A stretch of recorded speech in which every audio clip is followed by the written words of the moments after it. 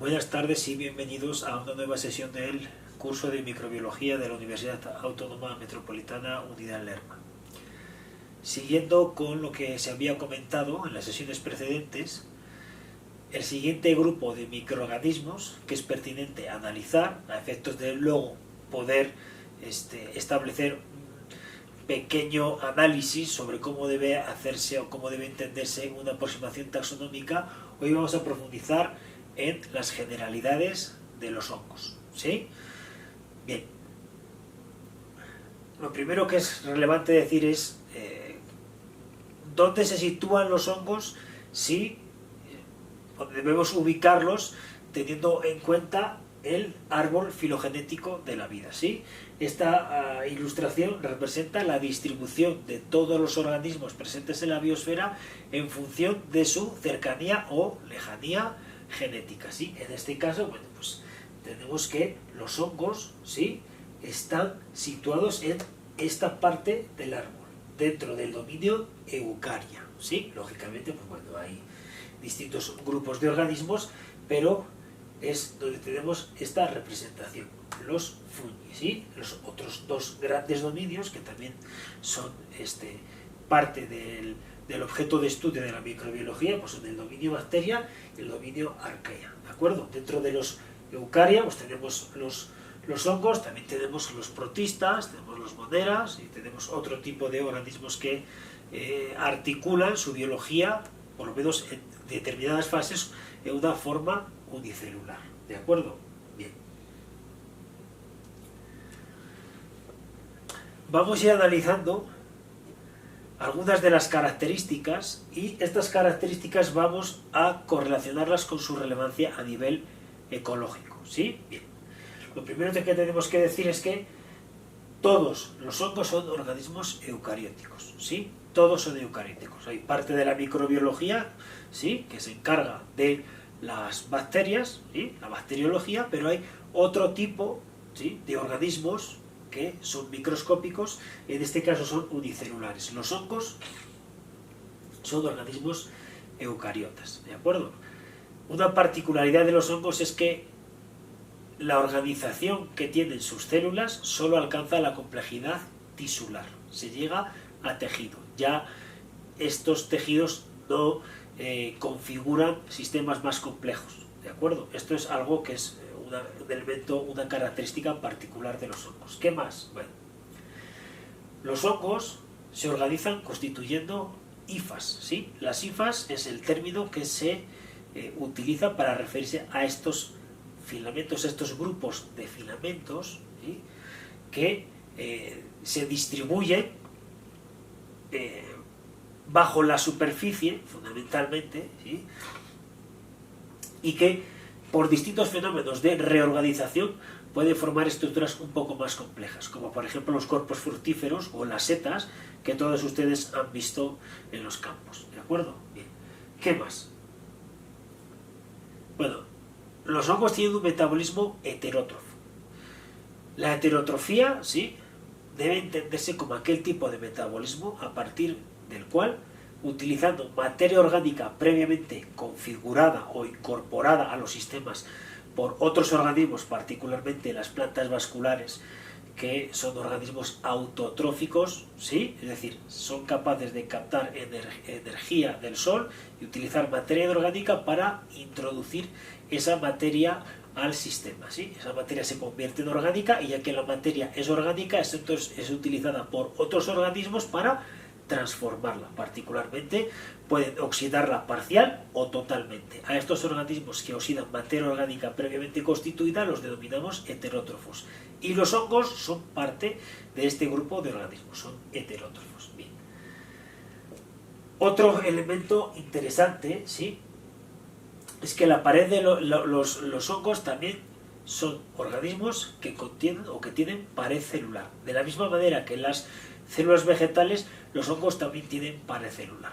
¿Por qué es relevante la pared celular de los hongos? Porque los hongos, al ser organismos microscópicos, ¿sí? O cuando por lo menos están actuando esas hifas en una situación microscópica, están muy expuestos al ambiente. Todos los organismos que están sobreexpuestos al ambiente deben tener distintas estrategias que faciliten su adecuación, ¿de acuerdo? El mantenimiento de unas condiciones razonablemente estables. Acuérdense, los organismos se adecuan para mantenerse y posteriormente reproducirse, y con ello consiguen el propósito de distribuir su información en el espacio y el tiempo. Bien, para los hongos la presencia de pared es fundamental porque el suelo, que es una matriz intrínsecamente muy heterogénea y sometida a una cantidad muy elevada de microgradientes, puede ejercer una cantidad de variación y por consiguiente de estrés muy intenso sobre las células de los hongos. La presencia de pared tiende a atenuar este efecto, hace que las células estén menos expuestas y por consiguiente tengan una mayor probabilidad de adaptarse, ¿sí? Bien, y finalmente el otro elemento que quería comentar es que los hongos se reproducen por esporas, ¿de acuerdo? Los propágulos reproductivos de los hongos son las esporas. Más adelante en la presentación hablaré de forma pormenorizada de las funciones y la estructura de este tipo de propágulos, ¿de acuerdo? Bien. Una característica fundamental de los hongos, aunque no de todos, ¿sí?, es que pueden ser dimórficos. ¿Qué significa esto del dimorfismo? Bueno, se refiere básicamente a que el crecimiento de las células de determinados hongos puede articularse en forma levaduriforme o en forma hifal, ¿sí? En función de las condiciones ecosistémicas, la fisiología de estos organismos puede redirigir la información para que se expresen genes que deriven finalmente en que se formen hifas o bien que se mantenga un crecimiento levaduriforme, ¿de acuerdo? Formas de células, ¿sí?, más o menos que crecen individualmente y que pueden migrar de forma libre, mientras que en el caso de la forma hifal, pues lógicamente hay una cercanía mayor y hay un grado de coordinación mayor, ¿de acuerdo? Esto es básicamente una de las características por lo que podemos entender el dimorfismo. Un ejemplo de hongo dimórfico son levaduras del tipo Cándida, ¿sí? Candida albicans es un hongo dimórfico, ¿de acuerdo? Pero también hay otros hongos que a priori pues uno no tendría por qué pensar que tienen esta característica, también los hay. Hay hongos entomopatógenos, ¿sí?, que también se ha descrito esta capacidad de crecer una especie de plasmodio, de una estructura un poco más gelatinosa, un poco más celular, y también lógicamente se ha descrito la célula y la forma de crecer hifal, ¿de acuerdo? Entonces, nuevamente esto tiene que entenderse en los términos del dimorfismo, de hongos dimórficos. Bueno, en la siguiente diapositiva es muy interesante porque nos permite entender el perfil funcional de los hongos en los ecosistemas, ¿sí? Aunque estamos en microbiología, es muy difícil disociar la parte de ecología microbiana asociada a los hongos de las características generales que definen a los hongos. Y en este sentido creo que es adecuado, ¿sí?, hablar de las funciones fundamentales en las que se ha relacionado a los hongos. Lógicamente es una perspectiva general, no podemos acudir a la particularidad de cada especie porque entonces no terminaríamos, pero creo que esto es importante. Fíjense, dice que las tres funciones fundamentales de los hongos en los ecosistemas se subdividen entre aquellos que actúan como patógenos, aquellos que actúan como simbiontes y aquellos que actúan como saprófitos, ¿de acuerdo? Entonces, tanto el parasitismo como las relaciones simbióticas como el saprofitismo, que a continuación explicaré, son fundamentales para entender el papel de los hongos en los ecosistemas, ¿sí? Bien. Desde el punto de vista de los parásitos, hay que entender que una relación parasitaria es aquella que se establece entre dos especies, por la cual una especie capta energía del ambiente y otra especie asociada a esta capta energía de la especie que inicialmente obtuvo energía del ambiente, ¿sí? Entonces hay una especie que crece a costa de otra especie, ¿de acuerdo? Entonces, a este tipo de interacción lo llamamos parasitismo. Y hay multitudes de ejemplos de hongos que son parásitos. Bien. Aquí tenemos un ejemplo, por ejemplo, ¿sí? Tenemos una especie de hongo que está creciendo sobre otro hongo. Aquí tenemos el Iphomyces lateritius o sublateritius que está creciendo sobre unos cuerpos fructíferos de Lactarius deliciosus. Es una interacción que con cierta frecuencia se ve en los bosques, aunque más adelante hablaré de otros hongos parásitos que tienen más importancia, sobre todo desde una perspectiva agrícola. Bien. También tendremos que hablar de su función como organismos simbiontes, y en este sentido el ejemplo más característico de relación simbiótica son las micorrizas, ¿sí? Las micorrizas son aquellas relaciones que se establecen entre las raíces de las plantas vasculares y los hongos, ¿sí? Que en este sentido la raíz, ¿sí?, es colonizada por los hongos, y estos hongos tienen como función incrementar en varios órdenes de magnitud la relación área-volumen con el objetivo de maximizar la captación de agua y otros elementos como nitrógeno y fósforo. Pero estamos hablando de forma muy genérica, ¿sí?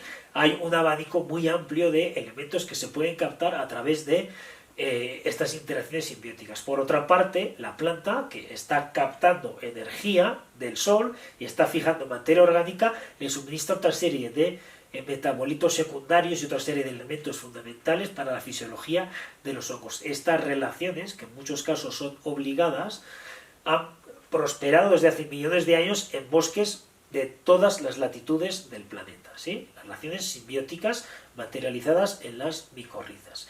Y el otro gran grupo de interacciones son aquellas que se denominan como saprófitas. Bien. Un organismo saprófito es aquel que reconvierte materia orgánica, con la salvedad de que esta materia orgánica proviene de organismos que ya fallecieron.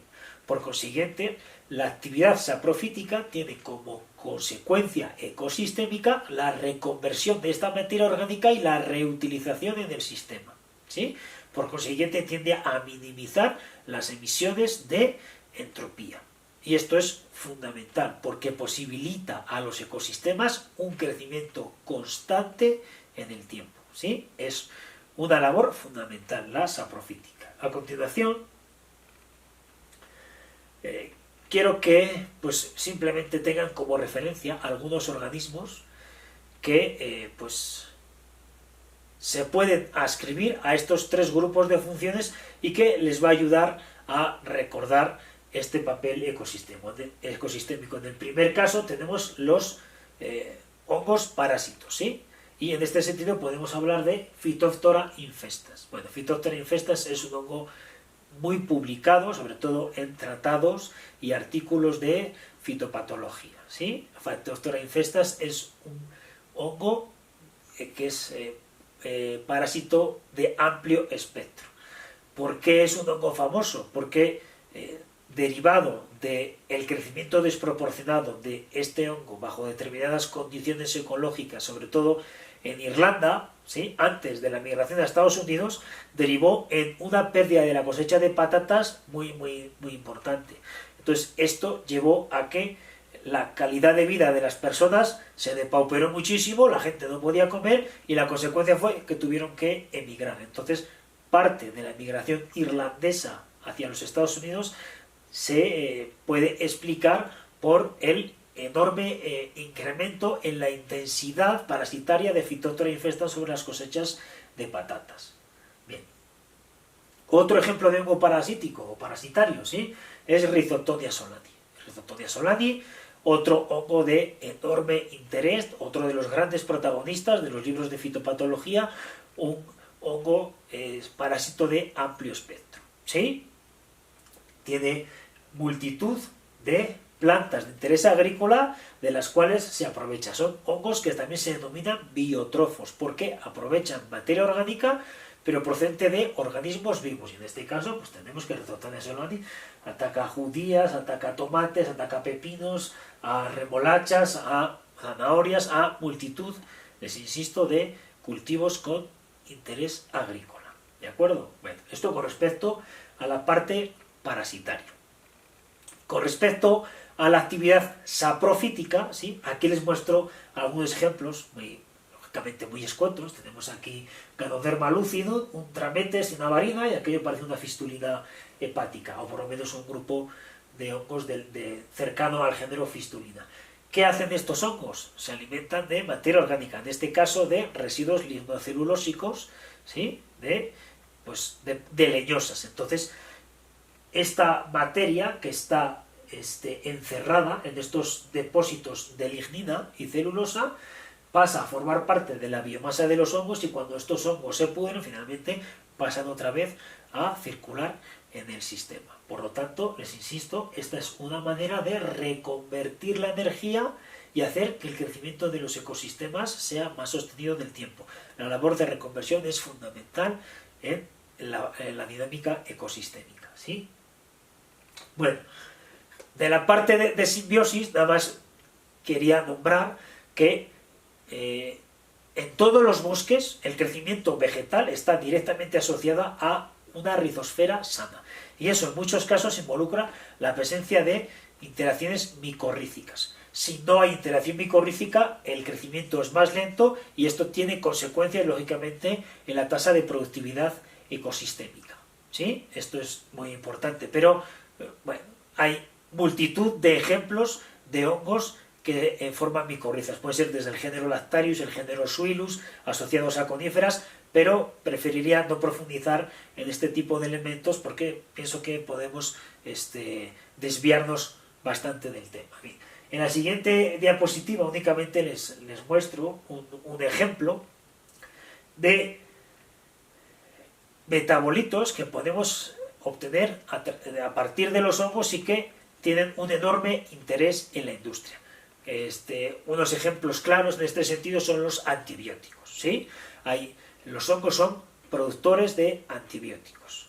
Hay múltiples razones que explican por qué los hongos son productores de antibióticos, pero es un contenido que está más cercano a la parte de ecología microbiana y preferiría no profundizar en este sentido, ¿sí? Aquí nada más les muestro, les digo, una pincelada, ¿no? De qué tipo o qué sustancias son de interés en la industria biotecnológica, ¿sí? Penicilinas, cefalosporinas, fusidinas, ciclosporinas, ¿sí? Bueno, esto creo que es importante nombrarlo, independientemente de que lógicamente este nivel de detalle no se lo voy a pedir porque no me parece pertinente.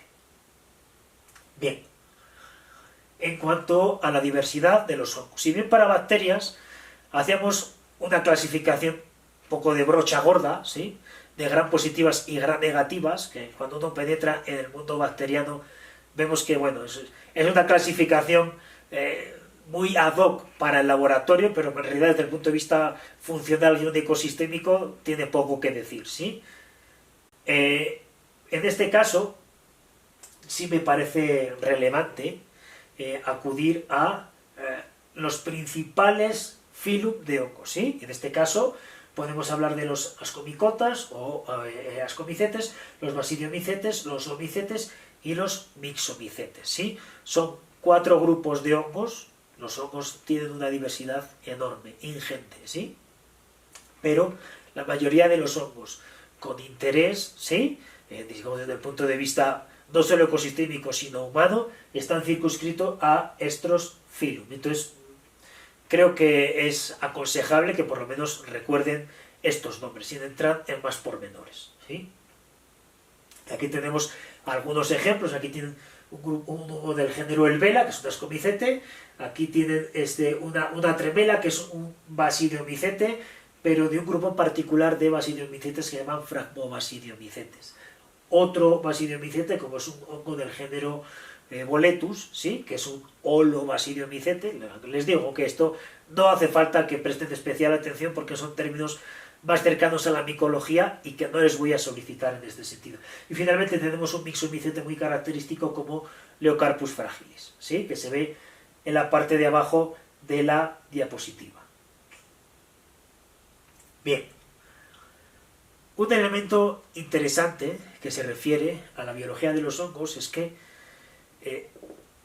aunque el ciclo biológico de los hongos tiene cierta complicación, uno de los elementos que me parece interesante destacar es que hay parte del ciclo biológico de determinados hongos en el cual se forma un micelio dicariótico. Y ahora explicaré qué es el micelio. Si al principio de la sesión les hablaba de las hifas, y nos referíamos a las hifas como filamentos que se conjuntan y se intrincan de diferentes maneras para eventualmente formar estructuras más complejas, al conjunto de hifas se les denomina micelio, ¿sí? Bien, estos grupos de hifas, estos micelios, pueden tener dos tipos de organizaciones, teniendo en consideración que las células que forman las hifas de los micelios tengan uno o tengan dos núcleos. Si solo tienen un núcleo, hablaremos de micelios que tienen células con un núcleo, y a estos se les denomina monocarióticos. Cuando tienen células con dos núcleos, se les denomina dicarióticos o dicarium. Si tengo tiempo más adelante explicaremos el ciclo general de un hongo, pero esto me parece interesante porque desde el punto de vista de la biología de los hongos es algo que les distingue de otras células eucarióticas, ¿sí? Esto es importante. Bien. Simplemente, si más adelante vemos un ciclo general de los hongos, explicaremos exactamente en qué punto del mismo se forma el micelio dicariótico a partir de la unión de dos micelios monocarióticos. Pero aquí voy a poner un punto y aparte y simplemente quiero que entiendan que el crecimiento de los hongos se basa en el crecimiento unitario de las hifas en el sustrato, ¿sí? En esta diapositiva se muestra cómo crece, en este caso, un micelio dicariótico, ¿sí? Un micelio dicariótico, ¿sí? Se extiende la hifa en el espacio, aquí tenemos los dos núcleos, ¿sí? Se va extendiendo, aquí se incrementa el volumen, se forma un septo y luego hay una evaginación y lo que sucede es una posterior duplicación y el asentamiento de dos núcleos en la célula precedente, generando un ápice que va creciendo en la matriz edáfica, ¿de acuerdo? Pero les insisto, si me da tiempo a ver el ciclo general de los hongos, veremos un poquito más a detalle este asunto, ¿sí? Bien, aquí ven el elemento particular, ¿sí?, que define a uno de los grupos de hongos que antes estábamos viendo, que son los basidiomicetes. Los basidiomicetes se denominan así simplemente porque tienen este tipo de estructuras, que es una especie de odre, como una bolsa con cuatro filamentos que emergen de ella, aquí lo pueden ver, y al final de cada filamento tenemos una bolita. Cada una de estas bolitas es una espora, ¿sí? A esta estructura la denominamos basidios y por lo tanto aquellos hongos que contienen basidios se engloban dentro del grupo de los basidiomicetes, ¿sí? Bien. Aquí simplemente les muestro el ciclo general de cualquier basidiomicete. Voy a dar una pinceladita y simplemente les insisto, bueno, a partir de los basidios se generan esporas, las esporas germinan, ¿sí? La germinación de las esporas deriva en micelios monocarióticos, la unión de micelios monocarióticos puede generar micelios dicarióticos por distintos tipos de mecanismos, los cuales no voy a profundizar ahora, ya que tenemos el micelio dicariótico, se genera un cuerpo fructífero o seta, ¿sí? Y a partir de la seta volvemos a empezar con el ciclo, ¿de acuerdo? Simplemente no me gustaría que prestaran especial atención a esto porque lo más interesante es lo que hemos dicho al principio de las diferentes características que podemos ascribir a todos los hongos de forma general. ¿De acuerdo? Bien. Esto con respecto a los basidiomicetes, ¿sí? Bueno, aquí simplemente tenemos una fotografía que nos explica dónde encontramos los basidios al interior de los cuerpos fructíferos o de las setas, ¿sí? Aquí toda esta parte donde vemos en este caso las láminas, ¿sí? Es el lugar donde vamos a encontrar los basidios. Aunque no todas las setas tienen láminas, hay otros que tienen poros, hay otros que tienen aguijones, pero no me quiero meter en esto, ¿de acuerdo? Simplemente decir que hay un tejido fértil en los cuerpos fructíferos que se denomina himenios, y en los himenios encontramos los basidios. Bien, eso con respecto a los basidiomicetes. Con respecto a los ascomicetes, les insisto, no quiero profundizar más, se denominan ascomicetes porque la estructura reproductiva característica de este grupo de organismos son las ascas, ¿sí? Las ascas son esta estructura tubular que está señalada, ¿sí? O que va fácilmente visualizar por esa serie de puntos negros. Esos puntos negros son esporas, ¿sí? La particularidad de los ascomicetes, a diferencia de los basidiomicetes, es que se generan 4 esporas por cualquier proceso de meiosis, ¿sí? Y después de la meiosis hay una mitosis. Entonces, si a partir de 4 células se genera una duplicación, tenemos 8 células, que son exactamente las que vemos en la fotografía, ¿sí? La presencia de estas estructuras en los hongos es el elemento distintivo para ascribirlos a este grupo de hongos denominados ascomicetes, ¿sí? Bien. Bueno, en cuanto a las hifas, esto creo que es importante, ¿sí? Todos los hongos están constituidos por hifas y hay 3 tipos de hifas que podemos distinguir en estos organismos. Las hifas generativas, ¿sí?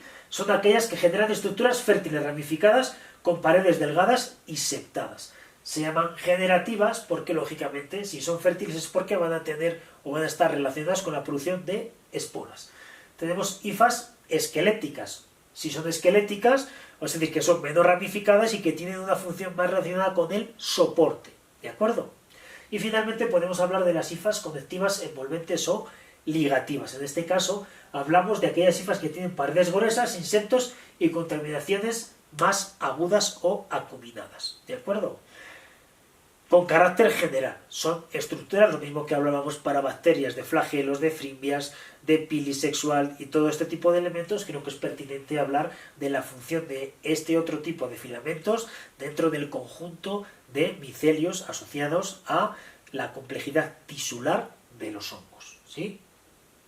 Bien, en este sentido, y siguiendo con esta explicación, tenemos varios tipos de micelios, ¿sí? Tenemos micelio monomítico, dimítico o trimítico. Monomítico cuando solo tenemos hifas generativas, ¿sí?